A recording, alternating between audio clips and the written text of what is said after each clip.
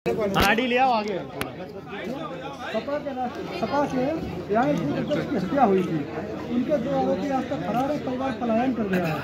Samajwadi party ने उनकी आर्थिक मदद की, लेकिन आज तक उनकी आवाज इस तक नहीं उठी कि परिवार को जब तक कभी पलायन करता है वो यहाँ आ जाता है। इस समय में क्या कहना? सबसे पहले जो किसान की लूट हुई है जी, आप में से बहुत सारे साथी ऐसे हैं, नीचे करो नीचे। आप में से बहुत सारे साथी ऐसे हैं जिन्होंने भारतीय जनता पार्टी के विचार मंचों से सुने होंगे। भारतीय जनता पार्टी ने किसानों की आय दोगुनी करने का वादा किया था। हमारे किसान का धान ऐसे ही लूट लिया गया। किसान को जो उसकी ज़रूरत की चीज़ें थीं, अब बड़े पैमाने पर महंगाई का सामना करना पड़ रहा है। उसके परिवार के बच्चों को नौकरी और बेरोजगारी का सामना करना पड़ रहा है। जो कन्नौज का विकास था, जिस तरीके से कन्नौज का विकास शुरू हो गया था और उत्तर प्रदेश का विकास होना शुरू हो गया था, भारतीय जनता पार्टी ने रोका है। भारतीय जनता पार्टी ने उत्तर प्रदेश को तमाम चीज़ों में पीछे छोड़ दिया। बात समझ में ये नहीं आती है कि देश में सबसे ज़्यादा दिल्ली में कोरोना से लोग प्रभावित हैं, पीड़ित हैं। आज कोई अगर बीमार हो जा रहा है तो उसे जो इलाज मिलना चाहिए, आज के समय पर इलाज नहीं मिल पा रहा है। आईसीयू नहीं है, अस्पतालों में बिस्तर उपलब्ध नहीं है, दवाई तो दूर की बात है, अभी वैक्सीन पे बात हो रही। और वहीं दिल्ली की सरकार उत्तर प्रदेश की सरकार की तारीफ कर रही है। कोई गरीब अगर अस्पताल पहुंच जाए, क्या उसको इलाज मिल रहा है, दवाई मिल रही है? और कोविड के समय पे जो जाने गई हैं लोगों की, उसकी कोई परवाह सरकार को नहीं है। आज ही कानपुर से घटना आई है, कांग्रेसी नेता है, कानपुर से घटना सुनने में आई है कि वहां पर इलाज नहीं मिला, परिवार के सदस्य लेते घूमते रहे और उसकी जान चली गई बुजुर्ग की। इसी तरह बिजली के तार से खुले होने पर क्या लोगों की जान नहीं जा रही? और बिजली का बिल तो आप जानते हो कितना देना पड़ रहा है आपको। उत्तर प्रदेश की सब व्यवस्थाओं को चौपट कर दिया। पता नहीं दिल्ली की सरकार उत्तर प्रदेश की सरकार की क्यों तारीफ कर रही है। कांग्रेसी एक बिल पारित हुआ है, जिसपे आपका क्या कहना है? किसान की लूट हमारे लिए प्राथमिकता है। कांग्रेसी नेता अहमद पटेल का निधन हो गया कोरोना से, क्या संवेदना है? बहुत दुख है कि कांग्रेस पार्टी के वरिष्ठ नेता अहमद पटेल जी, जिन्होंने कांग्रेस को हर तरीके से बहुत ही मजबूत बनाया, जहां वो राजनीतिक सलाहकार थे, वहीं राजनीति के उन पहलुओं को भी समझते थे जिन पहलुओं से राजनीति मुश्किल में पड़ जाती है। मुश्किल से मुश्किल घड़ी में उन्होंने कांग्रेस की मदद की है, कांग्रेस को आगे बढ़ाने का काम किया। ये दुखद है कि देश ने एक बड़ा नेता खोया है और कांग्रेस का बड़ा नुकसान हुआ है उस नेता के जाने के बाद। कोरोना से बचने के लिए लोगों को क्या कहना चाहेंगे आप?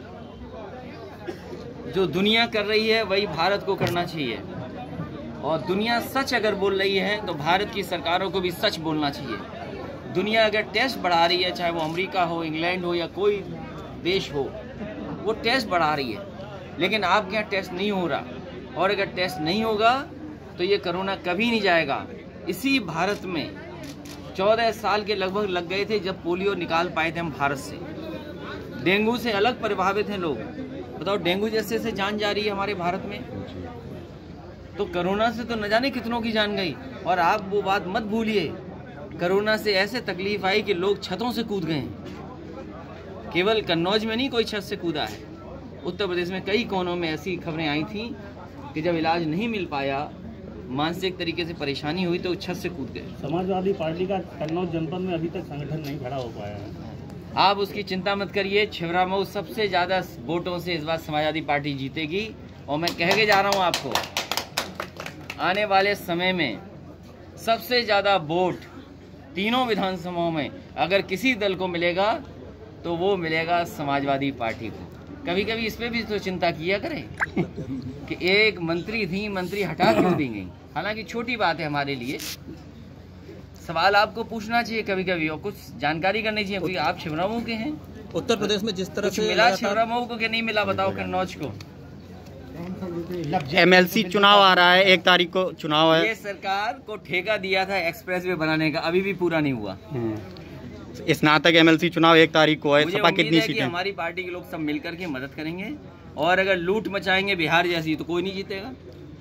सर ईवीएम पर भाई बिहार में जो लूट हुई, जो बेईमानी हुई, कौन जीत लेगा?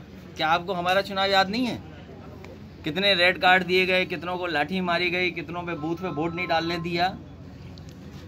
बिहार में गठबंधन फेल हो गया 2022 में, क्या यूपी गठबंधन बनाए? ये बार बार ये सवाल जो पूछ रहे हो आप, जी।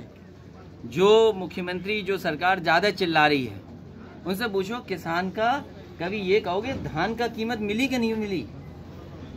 कि बस तुम नए कानून लाते ही रहोगे, नए कानून पे नए कानून, नए कानून। कभी ऐसा कानून लाओ कि किसानों को आय दोगुनी जो वादा करो वो मिल जाए। और वो कानून कब लाओगे जिससे नौजवानों को नौकरी मिल जाए, रोजगार मिल जाए? वो कानून कब लाओगे जिससे बिजली का बिल आपको कम देना पड़े और कम से कम हमारे प्रेस के लोगों का सम्मान हो? वो कानून कब लाओगे? भाजपा नेता कहते हैं कि सपा सरकार में अपराध चरम सीमा पर था। आप कह रहे भाजपा सरकार में अपराध बेलगाम। क्या आपको नहीं पता थानों में कैसे लूट मची हुई है? क्या आप भूल गए ये सब बातें? एक चीज का विकास हुआ है, लोगों को अपमानित करने का विकास हुआ है, भ्रष्टाचार का विकास हुआ है, और लोगों को बड़े पैमाने पर अपमानित किया जा रहा है।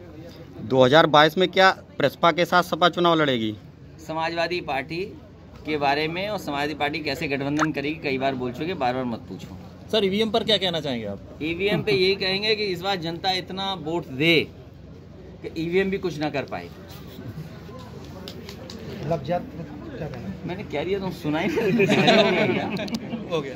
अरे भाई कुछ तो मैंने कहा कुछ ऐसा कानून बने जिससे नौजवानों को नौकरी पक्की मिले। कुछ कानून ऐसे बने कि अगर किसान की आय दोगुनी का वादा करे तो वो किसान को आय दोगुनी मिले। अखिलेश वर्मा